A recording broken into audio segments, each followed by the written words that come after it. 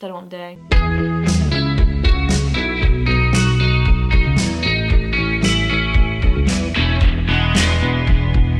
Hey guys, and welcome back to another video. So today I'm sitting down, I have my coffee at the ready. It's kind of going to be a chatty video. So today I'm going to be reflecting on my second year of university and basically just looking back at what I've done all year and how I found it. You know, good old-fashioned YLS reflection, putting it to good use. Basically, I'm going to run you through each term, what I kind of did each term in chronological order, and at the end I'm just going to say kind of what I'm doing over the summer and lessons that I've learned this year and just what I want to do going forward. So let's kick off. Gosh, I need caffeine, let's go.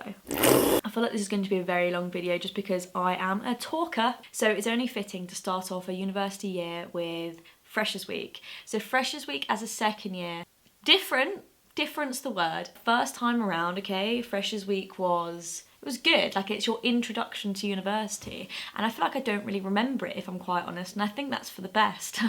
But I just remember being very, very tired and then progressively getting ill. So yeah, highlights. But this time around, obviously I was on the Constantine College Committee. So at York, we're sort of all in colleges. It's like Harry Potter, the houses make up one big school. Yeah, so my house is Constantine. Yeah, so we have like a college committee that's all run by students, and I was on that, and I was the photographer, of course.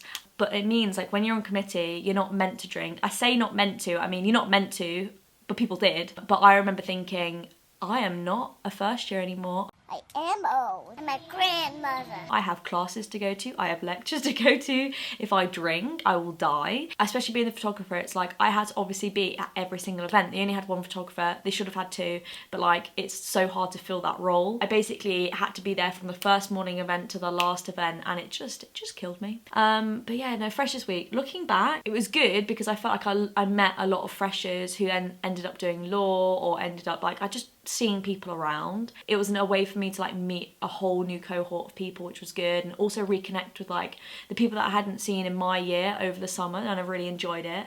But it also made me realise very, very fast that clubbing is not my thing. Over the summer I feel like I aged 20 years, and as soon as I was in a nightclub, maybe it's just because I was sober, right? But when I was in a nightclub in Freshers Week taking photos, all I remember thinking was like it was not fun.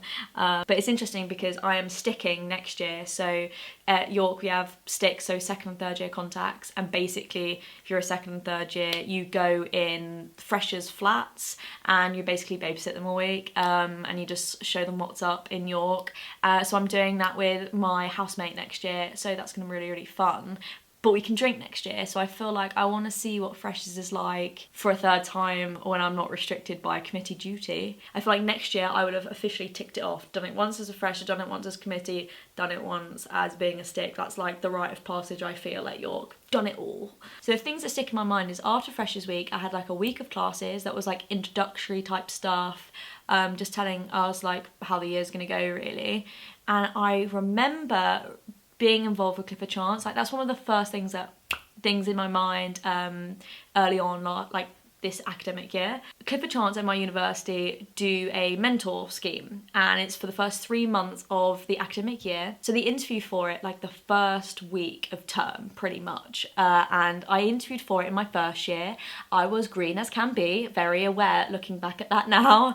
And I remember going into that interview, she asked me the first question, which wasn't even a hard question, but up until that point I'd never been in a professional interview setting. Like the only job I'd worked at that point was McDonald's, so very, very different. And I remember tanking it, literally tanking it, and I rang her up afterwards and I got feedback and whatever. This year comes around and it's just like, this is one of those moments for me that's like, you know, those things in life where you just really see your personal growth and you really see your progression. I walked in second year to this interview, and basically I remember in my head thinking, you've got to channel Harvey Specter, okay? You've got to be confident, you've got to walk in there, you've got to give her all these answers that you know she's going to want to ask, and boom, boom, boom, boom, and you're going to sail it. And that's kind of what happened, to be fair. I remember I was in there for 6 minutes, if that, and I obviously got the position, I got the mentorship. And I remember being in there, and she only asked me a few questions, but one of the main questions she asked me was, you were here last year, how have you improved? And I remember giving her this really detailed answer of all the stuff I'd done over the year, all the committees I've been on, all the events that I'd gone to, all the public speaking I've done, and how that's kind of helped and developed me as a person, and how I'm so different now, and how I'd fulfill the role better. And I remember as I was talking thinking, you're bossing this, and yeah, so I got it. So yeah, that's just a thing that sticks in my mind at the start of the year. Then it brings up to like Halloweenish time, early November. This is when we started getting assignments, which, let's not talk about that. I remember we got a criminal law essay. We got it like mid-November, and it was due first week back in January, and it was about Jogi, whatever, how you say it, joint enterprise, looking at that case and seeing if it reflects the principles of responsibility, minimum criminalisation, and I don't know, someone else was 3 things. So they read that essay, and then what else did we do? And then we had P&E. It was like 1,500 words, it was really cute, and you basically had 10 days to do it. I liked that essay. Yeah, alternative business structures and reserved acts, and looking at the Legal Services Act 2007. What a module. Yeah, so I remember thinking all first term, like I was just really getting back into it, had the assessments, and then we kind of broke up like a week after we got the assessment. So when P&E was due, that was pretty much finished. They made the careers dinner. Okay, well, let me. We've got phase 3 yet. We've got phase 3. Right, we love you, Chelsea! We love Chelsea's vlog. Why am I in the vlog? I'm in the vlog! Oh my god, I'm nervous! Subscribe below. Jesus Christ, the careers dinner. Basically, law firms like buy sponsor tables, and then they send 2 or 3 representatives up to sit on the table and like network and talk to people. So there's normally, I think there's like 20 firms. It's like a big event, and basically it's 3-course dinner. You get a bit boozy. Yeah, and that was kind of like the very, very end of term. Obviously, then I went to Poland. You guys saw that. Then I went to Barbados. You guys saw that as well.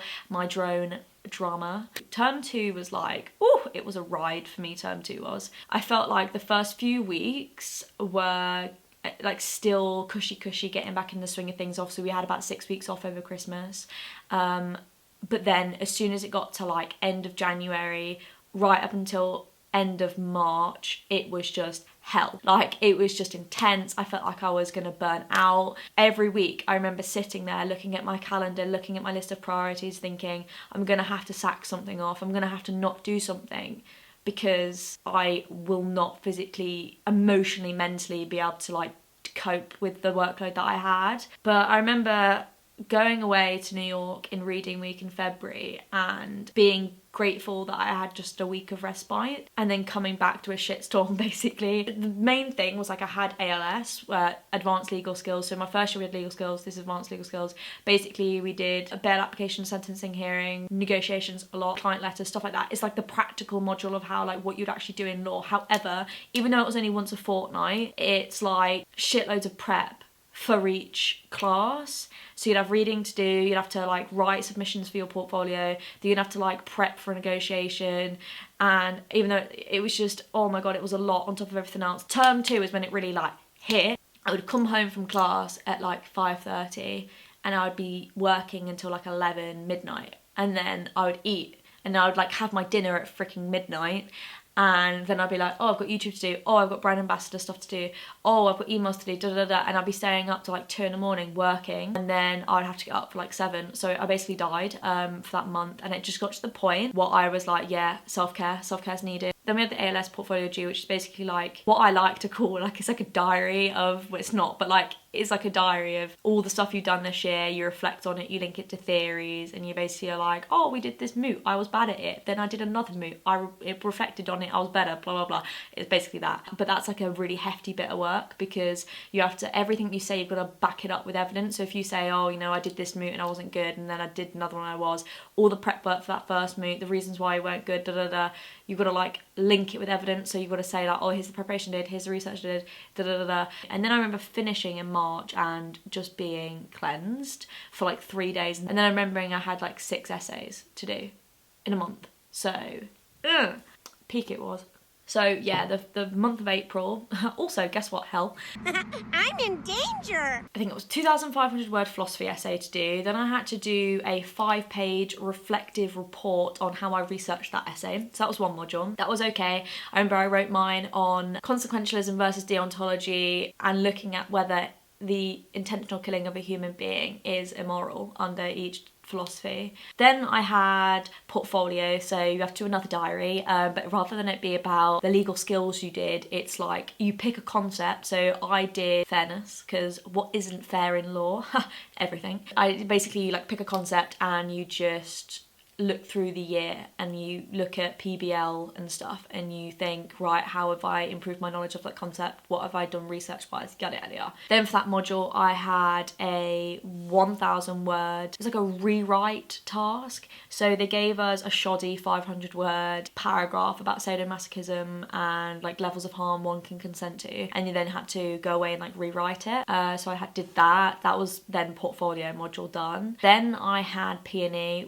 P&E again, that it was sad. Second P&E was sad. Then this brings us to like the first week in May, and my life was basically coursework until the end of May. I had a 7-day coursework. It was on trusts law and something in tort that I can't remember. It was 4,000 words. We had 7 days to do it, but because basically I did essays for like a month straight, that was the point when I was like, done, tap out, done. Even though we had 7 days to do this 4,000 word thing, which is kind of doable, but whatever. It was like, I want to die at that point. I remember just being completely burnt out.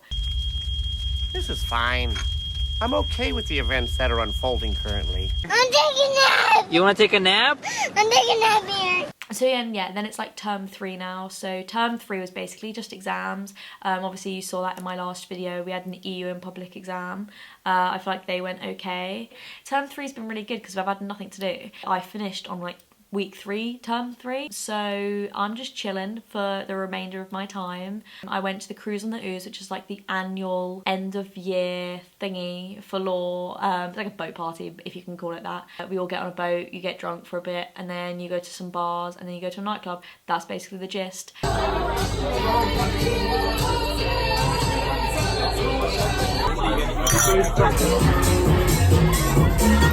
Other than that, I've been working my little socks off as always. I had a mini pupillage, which I have a video coming up about. Actually, I did crime and civil at the Barrister Chambers in Leeds. So I did that like last week. So right now it's like the end of the first week in June. I am in York until the end of June. All I'm up to is I go on holiday tomorrow for a week. And then basically I've scheduled every meeting ever into 3 days because I was like, this is the only week that I'm ever going to be here and I need all this feedback from all these lecturers. On one of the days, I think it's Monday, I have 7 meetings in one day and I'm like, I'm going to walk into their offices being like, what essay are we discussing? Because I have no idea. And then I'm doing work experience at BCLP in mergers and acquisitions and corporate finance.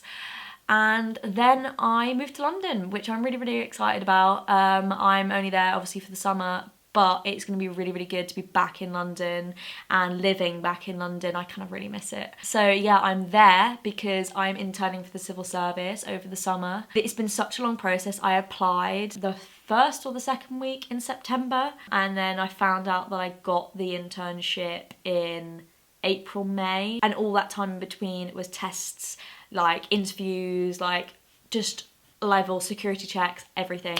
It's such a hard thing to get into, so I feel really good to have got it, and I honestly can't wait.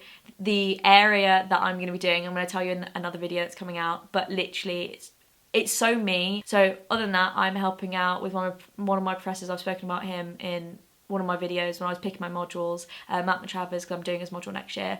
Helping him out, it's like interning with him, I guess you could call it, his legal research assistant. He does like philosophy of criminal law, which is like my shit, so that's gonna be really fun to work with him. And yeah, that's pretty much it. My summer's just work. Yeah, so I just feel really, really glad to have gotten through second year. I felt like the hardest week in first year was like the easiest week in second year. It's like my mentality was different as well. Like first year, I went into it, and this is honestly the best bit of advice I could give anyone going into university, is the first year I knew the year didn't count, and a lot of people treat the year not counting as, I want to go out and I'm going to like get drunk all the time. I treated that as, I'm going to apply for every damn work experience opportunity I can get my hands on.